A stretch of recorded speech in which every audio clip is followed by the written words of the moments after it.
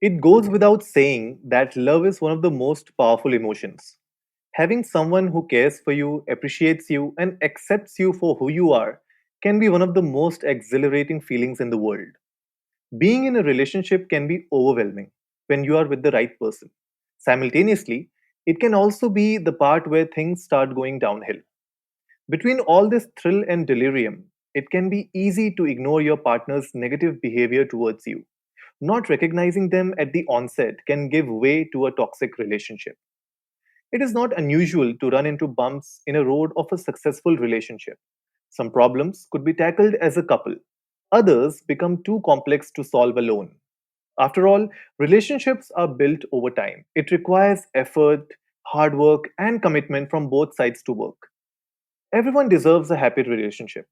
The good news is that even the tiniest steps towards empowerment can have a huge impact on creating a healthy dynamic in a relationship. A relationship based on truth and understanding is what we all need. These behaviors can be instilled and practiced at any age and at any time. They do not require massive efforts, but the simplest changes which can completely overturn your life. In this episode, we will throw light on these important aspects of a relationship: myths and facts, do's and don'ts, relationship tips, couple therapy, and much more. Hello, everyone. You're listening to the Socially Desi Show, the podcast that motivates you to live, create, and inspire. If this is your first time here, welcome. On our show, we discuss tips and strategies with our guest speakers on how to tackle problems related to personal growth, mental health, relationships, entrepreneurship, and health and fitness. So hit that subscribe button and go check out our website at sociallydesi.com for more of such content. Today, I am joined again by Devyani Jain. Welcome, Devyani. Welcome back to the show. Hello, Anurag. Thank you so much. I'm happy to be back on the show. And thank you, everyone, for sharing your love and support. It's a great pleasure to be having you back on the show, Devyani. And it was amazing. The last episode got so much love from all our viewers, and it was one of the fastest growing episode on our podcast, actually.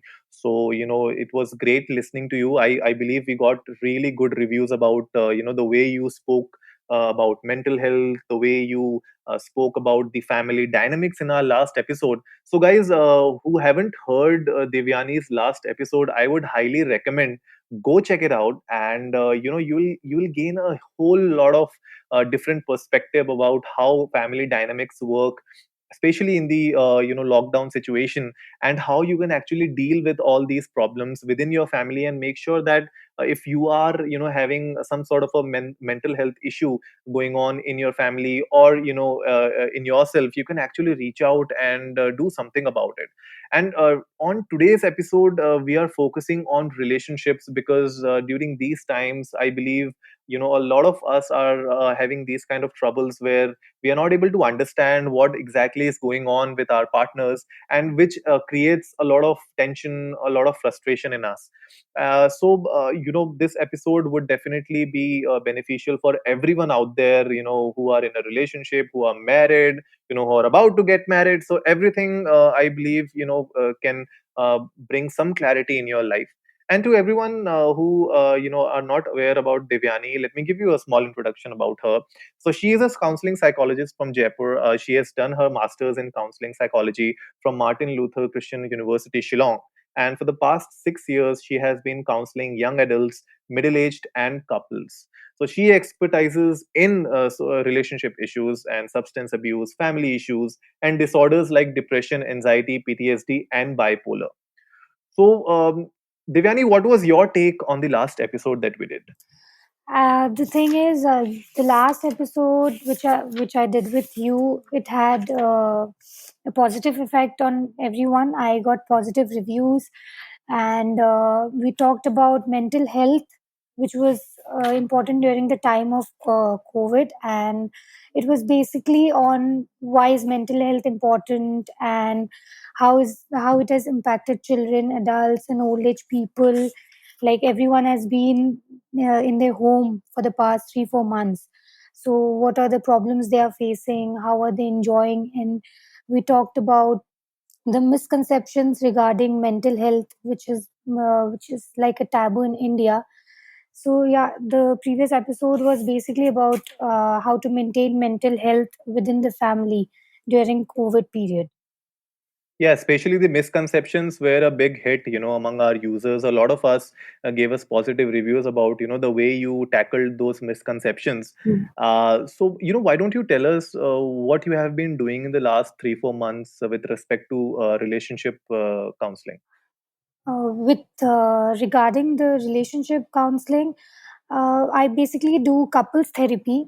So Mm-hmm. it's a family therapy as well as a premarital counseling and different types of relationship issues where like the boyfriend girlfriends are concerned, newly married are concerned, or were about to get married.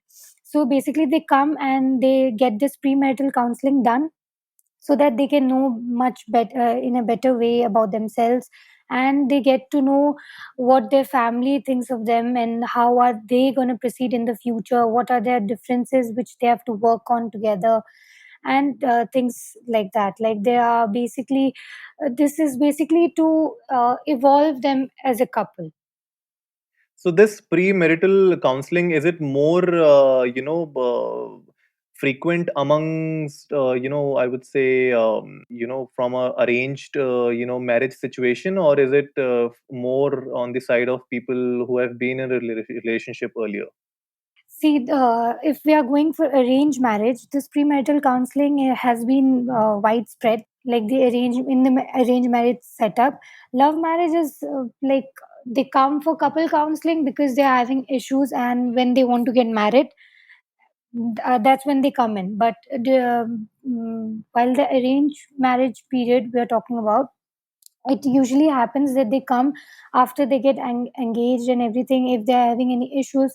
So they come and take a session which goes for about 3 sessions at least, so they know completely what they're expecting in this relationship. All right, all right. So what does a healthy relationship look like to you? A healthy relationship, it's where when both partners they are like they feel supported and connected, but in a way they are still independent. Like they are not dependent on each other, but they are supported and connected well.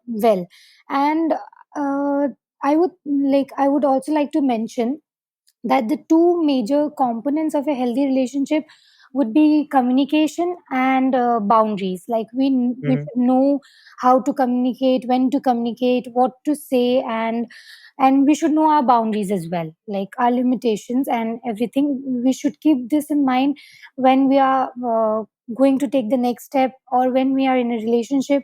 It's very important that we know these two. True, true. But there are a lot of myths which are going around when it comes to a relationship. Yes. So why don't you tell our audience about these few myths that you have heard in the recent past, and try to burst them for us. Okay. Like the most frequent or the most common one, I would say, which I have heard from my clients as well, is the first is that relationship should be like a fairy tale, which I would say it's not important. Like Hmm. everyone has their ups and downs, and it can't be always like a fairy tale for everyone. So ups and downs are very important. So and that sharing everything on social media is important. Like what happens in our personal life can stay in our personal life as well.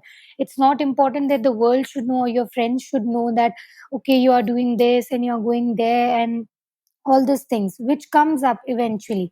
Like when we compare ourselves with other couples, we feel that oh my god, they're having so much fun, okay, let me upload some pictures, I want to show everyone that I've been having fun and everything.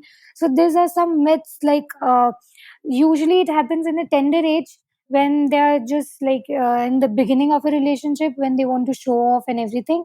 So and some other would be like that both both the sides should have same common interest.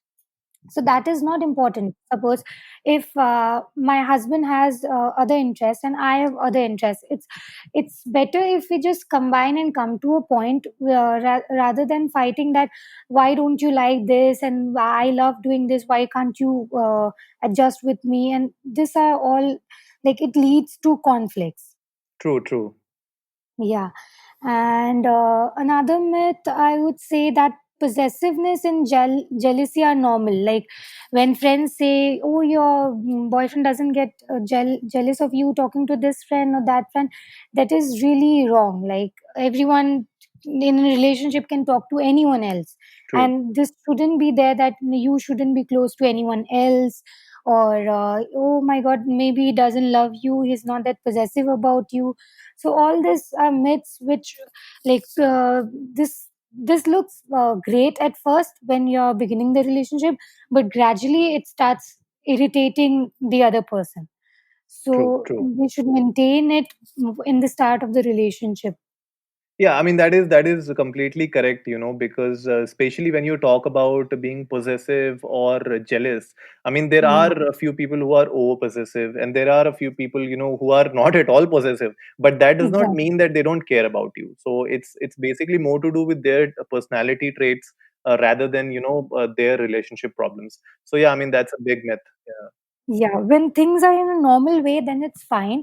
But too much of everything is not good. It's like an old saying, and I go with it. So, yeah, if there's too much of fighting or too much of possessiveness, too much of criticism in a relationship, maybe we should take a step and, like, this myths and all, these are all there, but there are some facts also. Hmm. Exactly.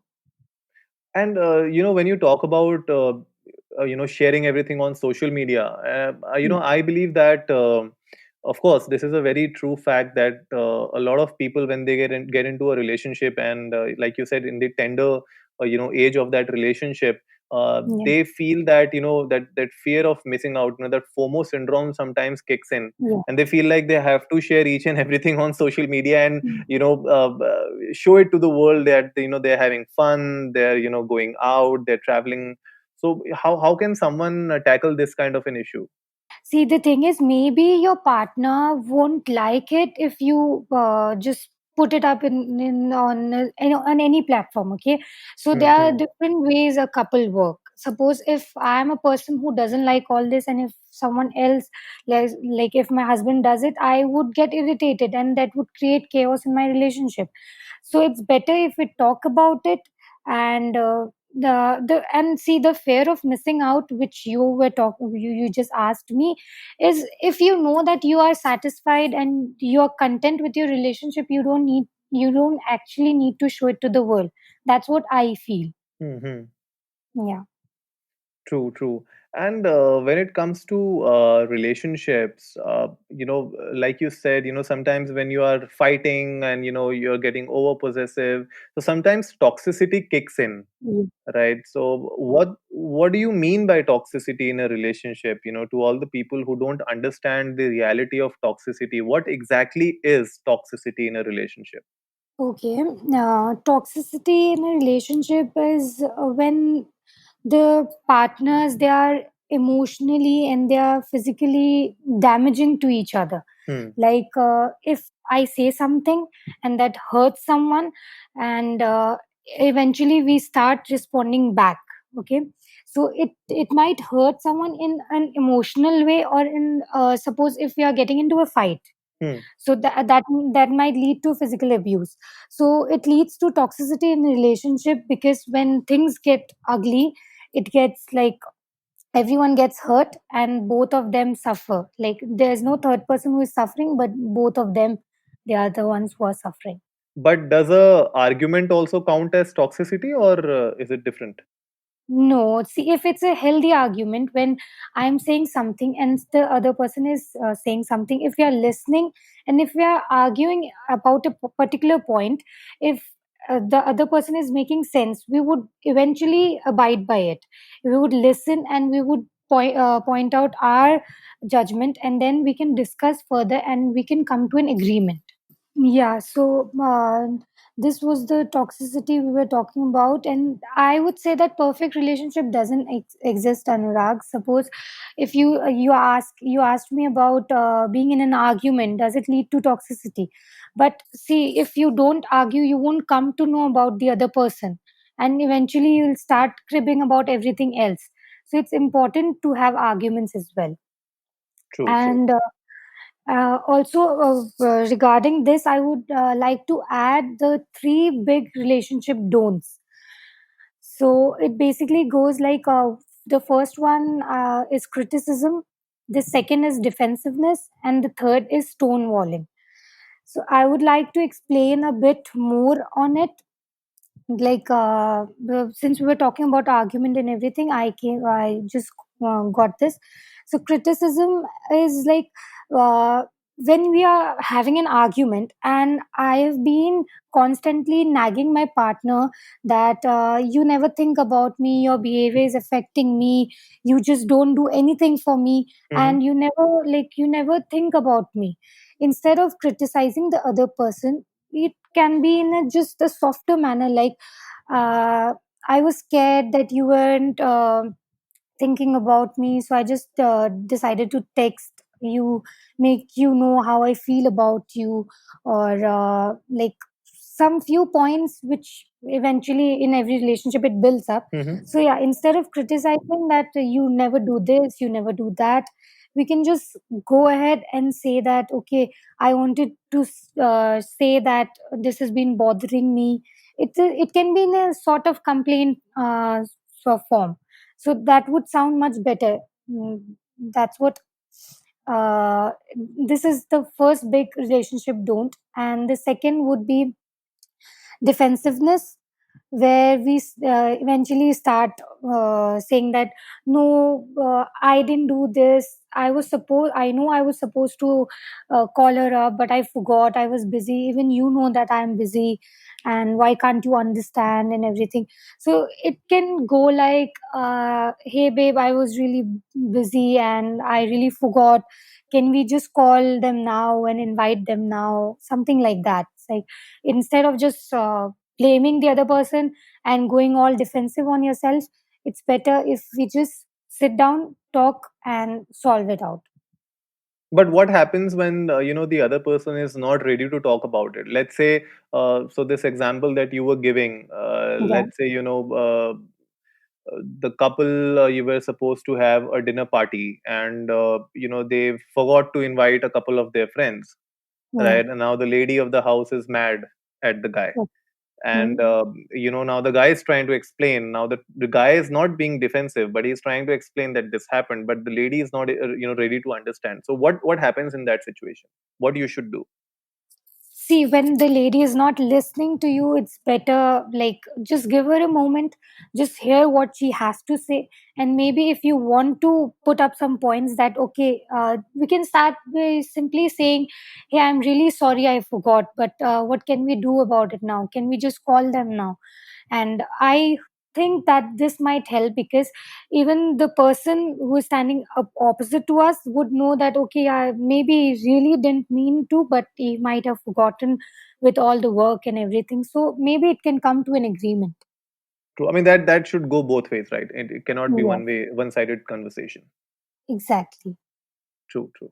Then the third one was stonewalling. So stonewalling basically, it's when you are talking to your partner and he or she has not been listening at all, and just abruptly stands up and just leaves without any say in the conversation, or it just leads to negativity in a relationship, and it becomes a bad habit. Like, when I am talking to my husband and I have been talking for the past 20 minutes, but he's not listening, he's just like, hmm, and he's not replying anything at all, like, okay, yeah, we can think about it, we can do something about it. It's basically creating a wall between the two, where the one is speaking is just speaking to a wall instead True. of a Yeah. person. It Hmm. becomes like that. So yeah, I mean, this is really valid, because especially when it comes to criticism, a lot of us, we know we don't want to hear that kind of a constructive criticism. and sometimes we just take it as a negative thought, that the other person is just trying to push us down, or looking down on us. And when it comes to defensiveness also, of course, when we try to be over defensive about things, then the other person can think that, oh, he might be lying about something, or he's trying to hide something. So yeah, I mean, these three big relationship don'ts are, I believe, are really valid. So everyone listening out there, if you feel that these kind of issues are happening in your relationship, make sure that you try to cut these down.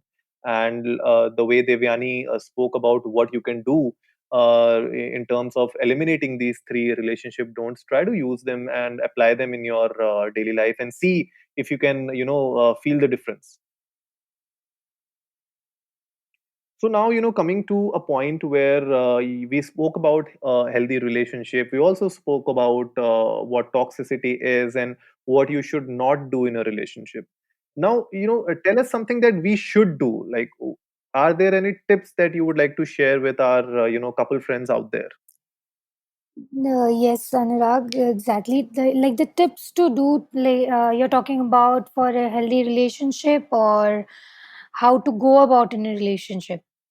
I mean, any couple, or someone who is getting into a relationship or is already in a relationship, uh, are there any tips that we can share with them that can help them to grow in their relationship and have a healthy relationship at the end of the day?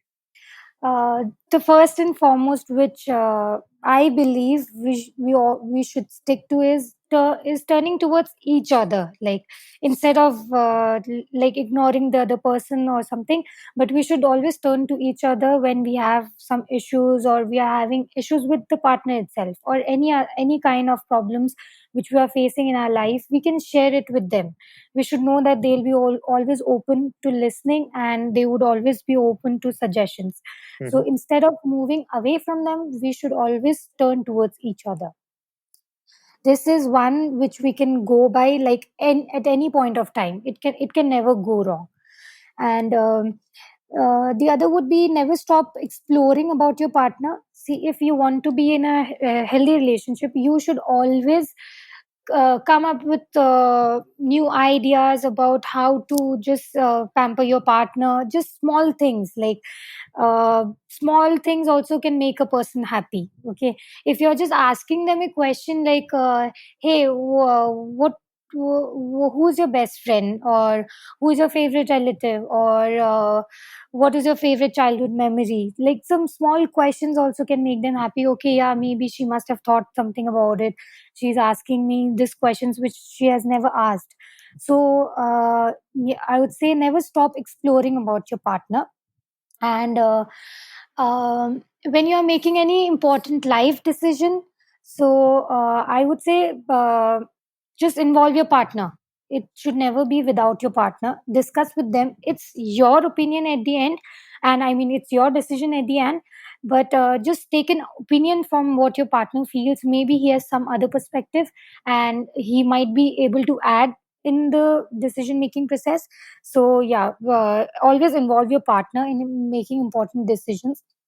And one of the most important thing is giving each other space. What usually happens in a relationship, mostly my clients also face this problem. Uh, they just are onto each other, like they want to know everything. Even if they're talking to someone, they want to know whom they're talking to. Even if they are doing something, they would like to know what they're doing. And if they're going to their offices or something for work and everything, they would like to know whether they have eaten, or which is a good thing and everything. But yeah, giving each other this correct amount of space which they require, because everyone needs space. True, true. I mean, yeah, it's really true that when it comes to giving space, it's always Yeah. important to understand what your partner is going through. Maybe Yeah. they are having a difficult day, or they just don't want to be with you for that particular moment. And especially during this whole lockdown situation, now everyone is at home, right? So you are seeing your partner like 24/7. So it's sometimes you feel like, oh, I mean, I just don't want to see anyone right now. I just want to be in my room alone, and just think of something, or maybe do something that you don't want to get involved with the other person. Yeah. So yeah, I mean, giving space, I believe, is really important. And also, the one that you spoke about, that you should never stop exploring about your partner. I guess this is really important when it comes to relationships which have lasted for a few years. Like when you are in a new relationship, like when you're a new couple and you've just gotten into a relationship, so you are very enthused about it, so you want to know each and everything about your partner. But I feel that, as the years pass by, like, 2 3 years, 5 years, 7 8 years, 10 years maybe, after that, I believe that, you stop exploring. You feel like, I know everything about this person, and you give up. You're like, okay, I know what she does, what she likes, what she wears, what she does. So, at the end of the day, I don't try to do something new, or try to surprise her. So I believe that exploring, or trying to do something new for your partner, even though you are in a very long term relationship, would not actually hurt. It will actually improve your relationship for a longer run. Yes, yes, Anurag, yes. So, if, this is there. Like, if we do something or on a regular basis or any other thing, it's not always the girl who has to do, or it's not always the guy who has to do, but it should be both ways. Like, usually we say that why doesn't he ask me out and everything, but it's not always like the guy has to do it. Even the girls can do it. And also, one very important factor which I would like to mention is, um, the respect and the honor, like we should give to our partners in, and we should know that when they are saying something, we should listen to it, we should respect, and we should be looking forward, instead of just being like, "Ki yaar, this is nothing, he just keeps on telling me to do this, to do Hmm. that." But maybe it's for your betterment. So yeah, respecting and honoring each other's opinion is the, I would say, it's important.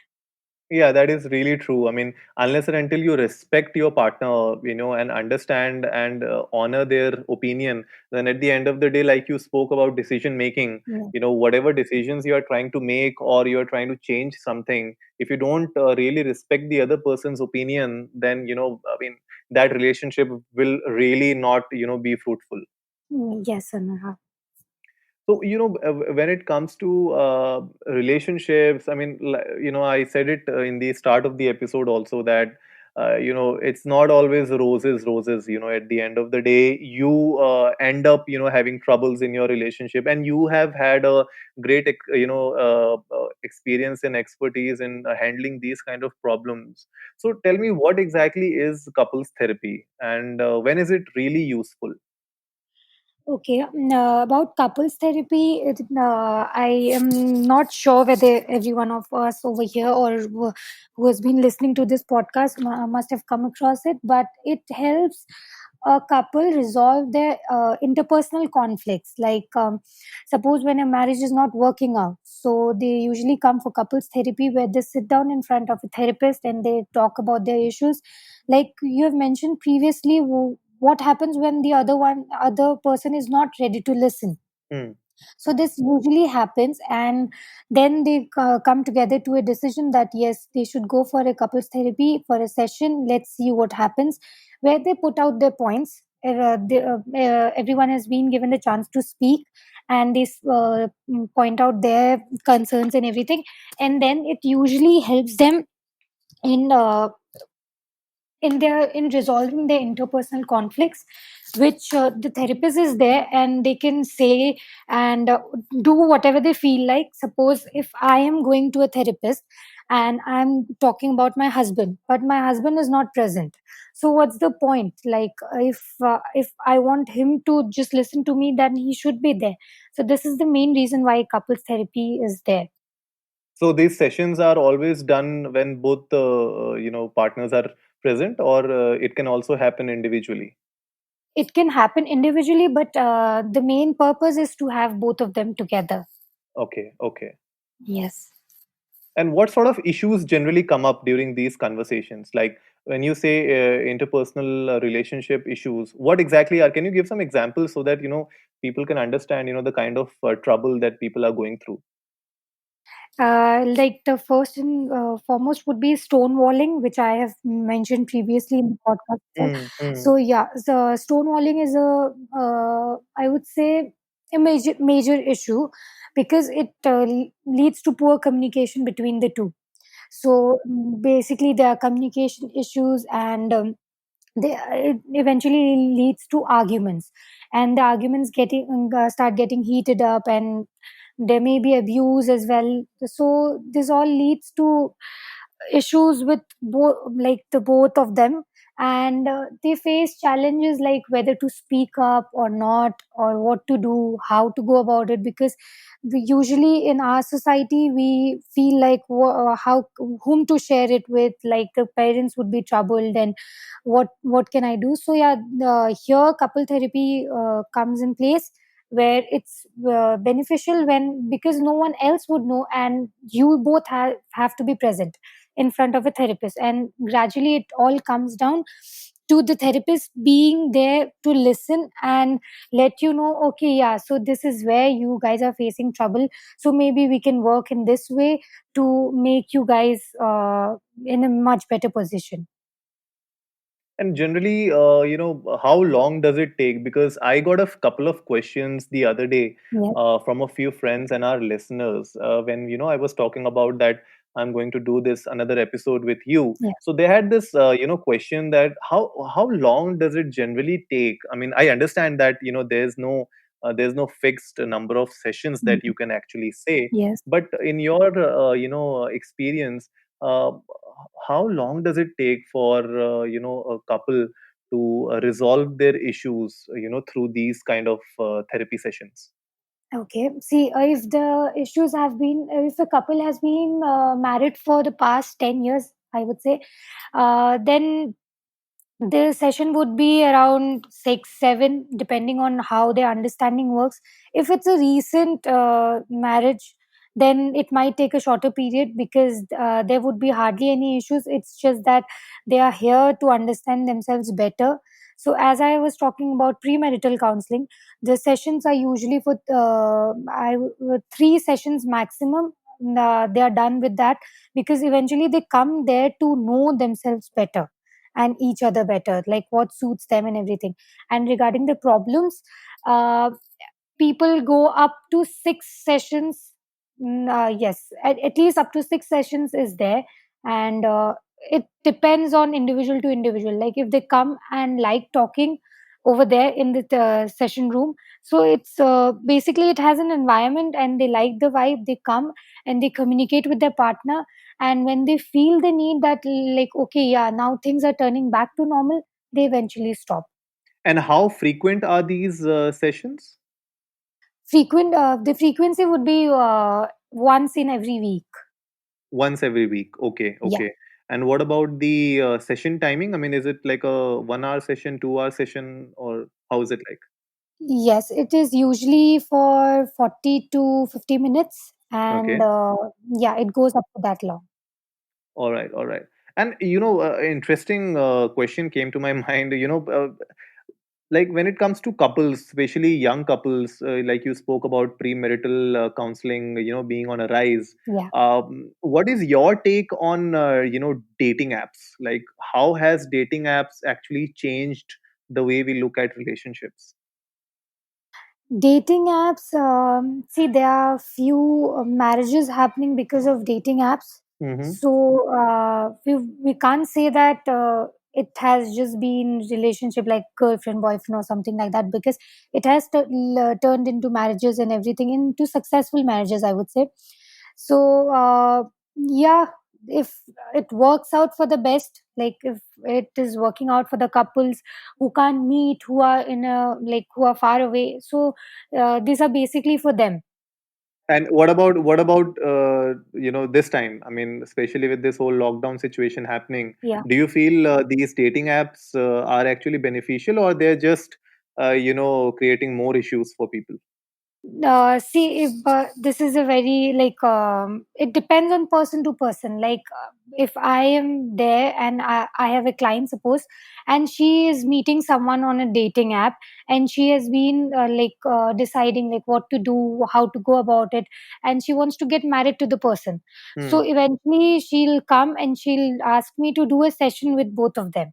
So where Okay. they would both be there, and they would just we'll talk about what do you both want in a relationship and everything, because it's totally new, the person is totally new, and the platform is totally new, so you don't know what to do, whom to trust, and how to go about it forward. So yeah, this usually helps when there's someone, a middleman in between, and they can help them through it. So you met your husband through a dating app, or you dated him separately? No, it was an arranged marriage setup. Oh, you had an arranged marriage. Yeah. Oh, okay, okay. Not bad, not bad. So arranged marriages are still on the popular side, huh, in India. Yes, it is. Okay, all right, all right. So, again, when it comes to couples therapy, what sort of changes have you seen in couples, when they go through a couples therapy? Okay, the changes majorly is like they come when they are losing that emotional and physical intimacy. So I've seen people recover from that like they are emotionally available to each other, which usually stops when you go into a relationship deep enough, and Hmm. it eventually dies out. We say that yeah, the frequency is not much, and then they stop communicating and everything. So it has helped a lot of people in bringing that charm back. And usually people come when the trust is broken. Suppose if they catch their partner cheating, so I've seen people who have come, and then they have like distrust issues, like he might do it again or she might do it again, so what do we do? Working on that has been very beneficial. And Mm, the because of the arguments when they get heated up, so yeah, it has brought the arguments to a much lesser level. Like now they live happily and they argue. It's not like they don't argue, but yeah, in a very civilized manner. It's not like abuses and everything, but yeah, in a civilized manner. True, true. And when you spoke about trust, you remember this thing which happened recently with Will Smith. Will Smith, and his wife Jara Smith. They Okay. basically, I guess they've broken up now. It's been a like long relationship, and he recently found out that when they were in a relationship a few years back, she actually cheated on him, Okay. and she she actually admitted that on a TV show, I guess, on some show. I'm forgetting the name of that particular show that happened. And he was actually made to sit in front of her, and she spoke that out. I mean, she came clean, but I mean, that guy was broken. Yeah. So that is like, see, another point where the trust is usually gone, and then people they face problems, like everything comes in, and then eventually different kinds of thoughts starts kicking in, and it leads to issues. But like something, like tell me something, when there's a couple and they're going through some sort of an issue. Let's say somebody is jealous, or maybe they think that the other person is cheating, and the other person Mm. is not really cheating, right? Mm. So as a counselor, what sort of advice do you generally give to the other person? Like, I mean, is it easy to fool someone like you as well? Like, for example, if I'm let's say the guy and I'm cheating on my girl, Mm. Okay. but I make a perception out of it that I am not cheating. Can I also fool you in that whole process? See, anyone can be fooled. Like if I am trusting someone with everything, then yeah, I can be fooled. But it's not like we can just start thinking that maybe having an affair, or Hmm. maybe there's something which is hiding from him, hiding from me. So I would. This is one point where honesty and trust is comes in play. So if you are trusting your partner with everything you have, and still you're not getting that response from them. So maybe eventually down the line you'll come to know. But it's not like you can just start blaming that, hey, I know that you're having a relationship or you're cheating with me. It doesn't go that way, because the other person, if they're not doing that, they would eventually be very irritated with this or nagging and everything. Yeah, I mean, that is so true because rightly said, the kind of problems that you go through, or maybe, you don't have that exact issue happening in a relationship, but sometimes, your mind plays tricks on you and you feel that, okay, maybe the other person is cheating, or maybe the other person is doing something wrong. So, as a counselor, how do you tackle that kind of a situation? How do you make the other person understand that, this is just something which is playing in your head and not actually happening? Yeah, see, there are different clients. Some of them, they are like, they have heard from their friends that his or her boyfriend has been cheating on them, and eventually they come to me like, what if my boyfriend is also cheating on me, or what if my husband is also cheating on me? It's not like what if. Hmm. You can't just imagine all this stuff. Like, it's very harmful for the relationship unless you know something for sure, and you have some evidence regarding that. You can't just come and you'll be like, I feel this way, I feel that way, because it really hampers your relationship. Right, right. That is true. Yeah. So basically, I suggest them like not to say all this in front of their respective loved ones, because it might create negativity towards them. Right. Instead, just go and talk to them. Hey, I feel like, why aren't you talking to me these days? What have I done something wrong? What is it? Can you please tell me, because it's really bothering me. It's in a polite way we can go and talk to them, instead of just like, hey, I feel like you are in a relationship and this person has told me that, and I have heard this from someone else. So it doesn't go that way, because the partner loses respect for you as well. Yeah, that is so true. I mean, it's really important to, respect, like you said, we spoke earlier about respect and understanding each other. So I guess that is another Mm. crucial section of, where you want to have the kind of, trust in the other person, understand their feelings, understand their situation, and then take action. Mm. But I believe, couples therapy, at the end of the day, if something is going wrong, and you feel that it's something which is actually slipping out of your hand, I believe at that time couples therapy can actually help a lot of couples to solve these kind of small issues, because Mm. these small issues can actually Mm. grow big in the future. Yeah, like when we're keeping it to ourselves and everything, it eventually leads to a much bigger problem.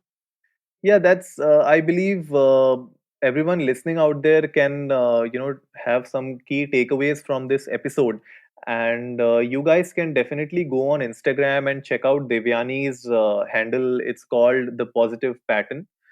We would definitely link that up in the show notes below, and also her profile is up on our website sociallydesi.com. Definitely check that out, and if you have any questions, feel free to DM us, feel free to DM Devyani. We would love to help you out, and in case there are any other questions that you would like to ask us, feel free to drop your DMs, and we will try to do a live session with Devyani soon on Instagram, where we'll try to answer each and every question of yours live on the platform. So thank you, Devyani, thank you again for coming back on the show.